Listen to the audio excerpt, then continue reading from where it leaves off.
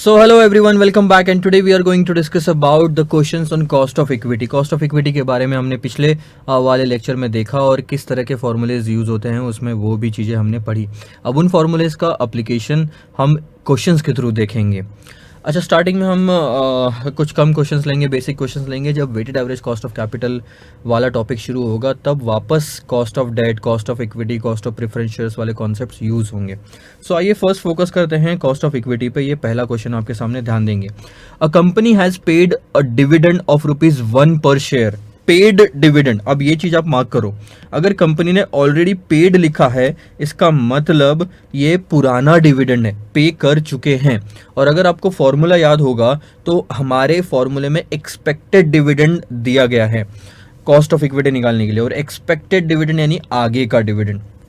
सो अगर ये टाइमलाइन है, हमको मार्केट प्राइस यहाँ पे या कॉस्ट ऑफ इक्विटी यहाँ पे निकालनी है, तो D0 यानी पास्ट डिविडेंड जो पुराना है और D1 यानी कि आई एक्सपेक्टेड डिविडेंड होता है.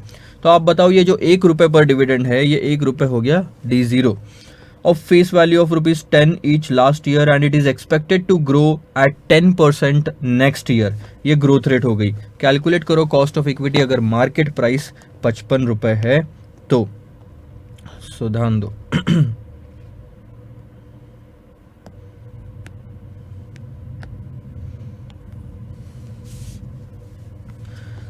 अच्छा, ये क्वेश्चन नंबर पे ध्यान मत देना. क्वेश्चन नंबर आपके इसमें थोड़ा सा डिफरेंट होगा. मेरे यहाँ पे जैसे 8 लिखा हुआ है, आपके इसमें तकरीबन आई थिंक 9, 10, 11 ऐसा कुछ तो होगा. मैं एक सेकंड पता करके आपको बताता हूँ.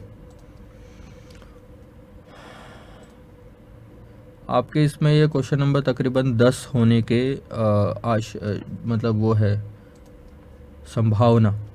ठीक है, सो ध्यान दो. आपको क्या क्या डिटेल दी हुई है. आपको D0 दिया हुआ है, 1 ग्रोथ रेट दी हुई है और मार्केट प्राइस दिया हुआ है. ठीक है, ग्रोथ रेट कितनी है सर? 10%. सो ग्रोथ रेट हो गई 10%, मार्केट प्राइस हो गई 55.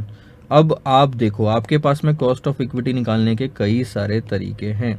एक तो आप डिविडेंड ग्रोथ मॉडल या डिविडेंड प्राइस अप्रोच यूज़ कर लो, अर्निंग्स प्राइस अप्रोच यूज़ कर लो, रियलाइज्ड यील्ड अप्रोच यूज़ कर लो, और आप CAPM यूज़ कर लो. CAPM में आपका डिविडेंड नहीं आता. रियलाइज्ड यील्ड अप्रोच के जैसा भी ये क्वेश्चन नहीं है. आपको डिविडेंड दिया है तो यहाँ से एक हिंट आती है कि डिविडेंड प्राइस अप्रोच यूज़ होगा. अब डिविडेंड प्राइस अप्रोच में भी दो चीज़ें हैं, कांस्टेंट डिविडेंड और कांस्टेंट ग्रोथ. और इस क्वेश्चन में हमको ग्रोथ दी है तो हम कौन सा फॉर्मूला यूज़ करेंगे?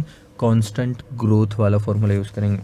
So cost of equity is equal to D0 1 plus growth divided by market price plus growth.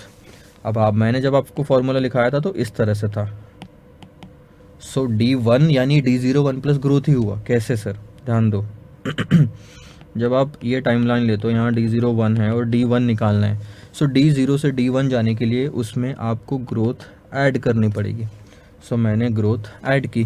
ठीक है, 1 in bracket 1.10 divided by plus 0.10.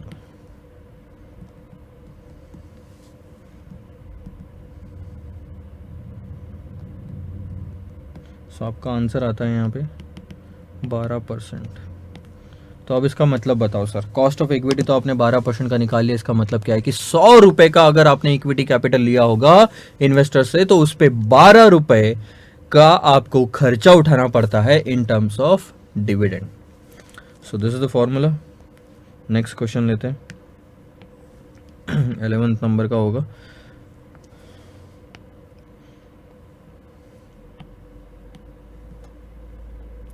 अब ये है कैपिटल असेट प्राइसिंग मॉडल पे ध्यान देंगे.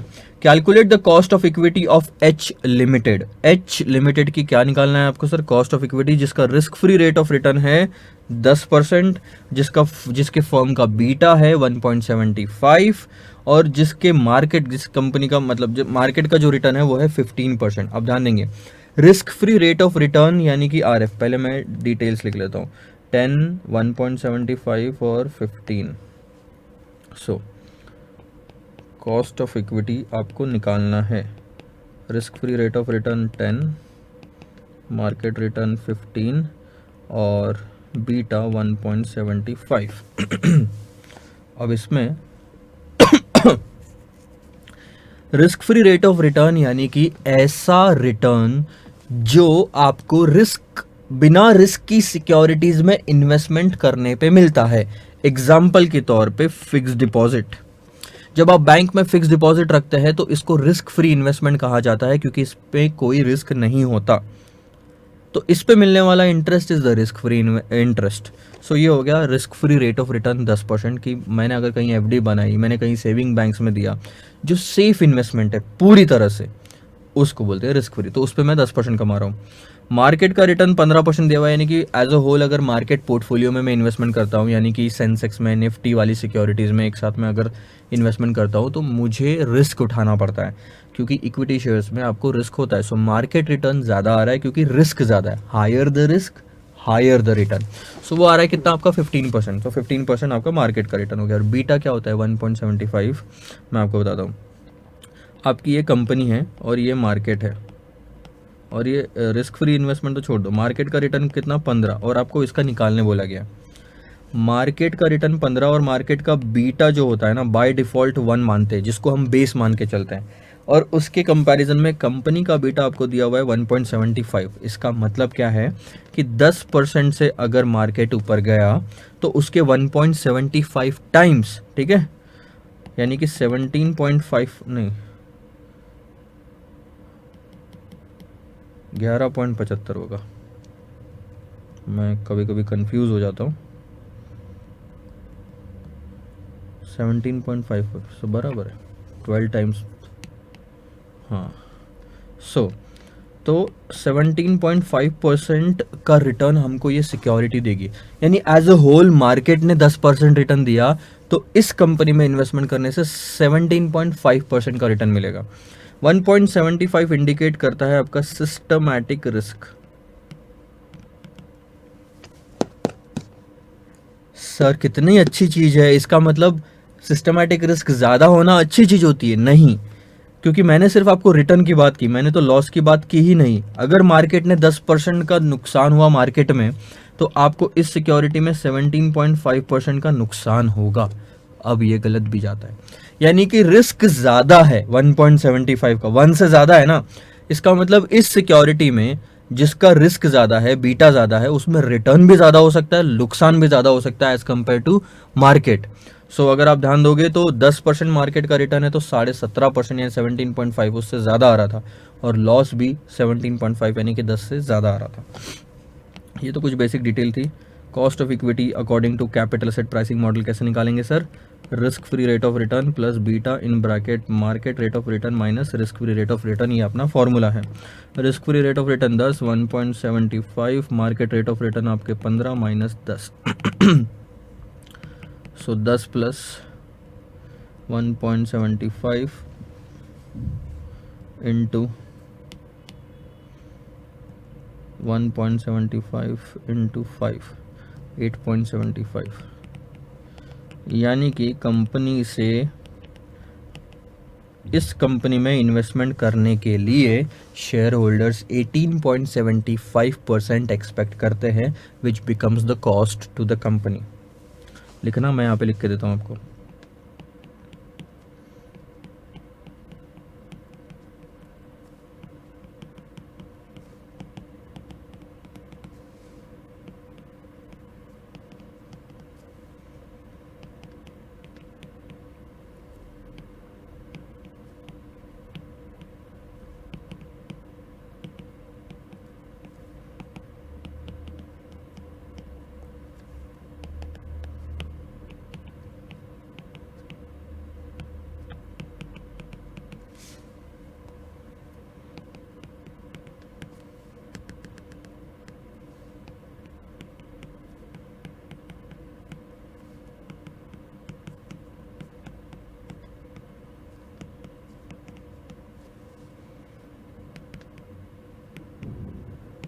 ये बात समझ में? So this is what the meaning is. कितना आसान था। ठीक है, आगे बढ़ते हैं। आप ये चीज़ लिख लो, मैं 2 मिनट का टाइम देता हूँ आपको। ठीक है, कहाँ से लिखोगे सर? यहाँ से लिखना शुरू करोगे। लिख लो, साथ साथ में लिख लो, मैं 2 मिनट रुकता हूँ।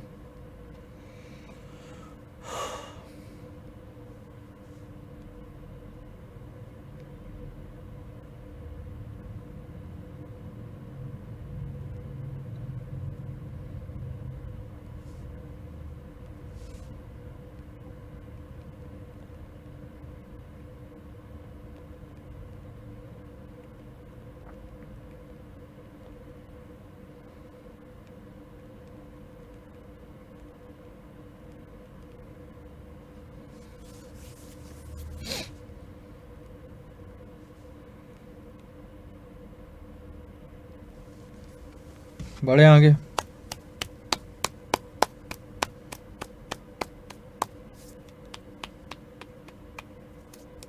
दो मिनट रुकना।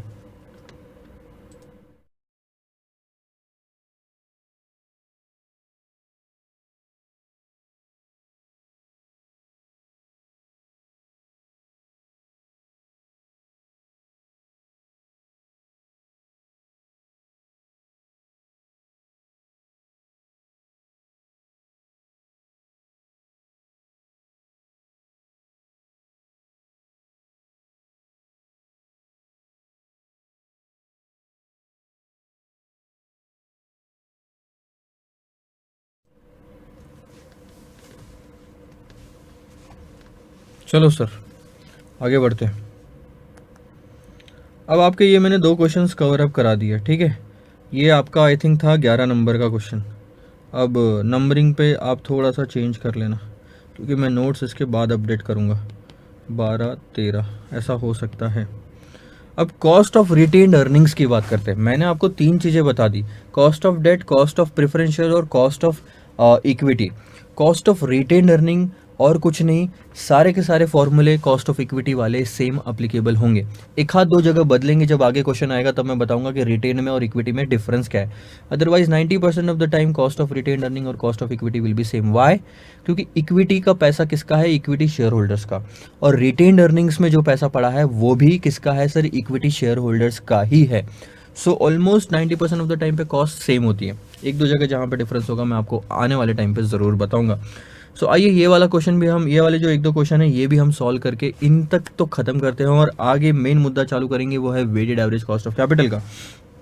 तो सबसे पहला क्वेश्चन इसमें, ABC company provides the following details, D0, P0, growth, और कैलकुलेट करो cost of retain earning based on the discounted cash flow method. अब ध्यान दो sir, discounted cash flow method भले लिखा होगा लेकिन आज से यहाँ पे डिटेल इतनी नहीं दी है, इसका मतलब आप उसको मान के चलो डिविडेंड ग्रोथ मॉडल है। थोड़ा सा अपडेट कर लेना, ठीक है।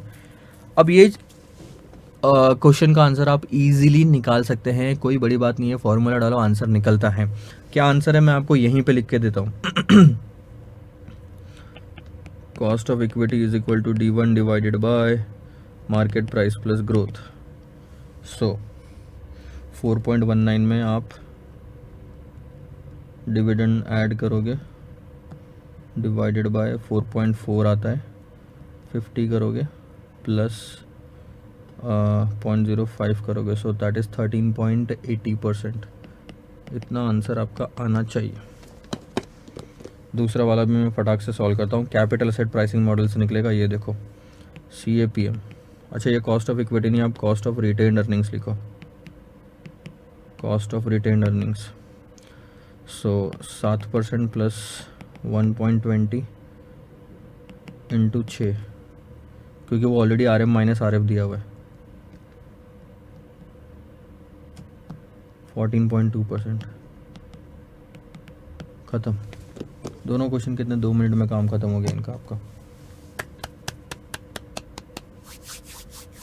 चलो फिलहाल के लिए सिर्फ इतना आप लिख लो, उसके बाद में मैं कुछ इंस्टीट्यूट के मटेरियल में जो क्वेश्चन है वो कवर अप कराता हूँ, कॉस्ट ऑफ इक्विटी और कॉस्ट ऑफ रिटेन अर्निंग के। फिर कहीं वो खत्म होने के बाद में हम weighted average cost of capital पे मूव ऑन करेंगे। आई होप आपके आंसर से मैच करेंगे। Bye bye, Tata.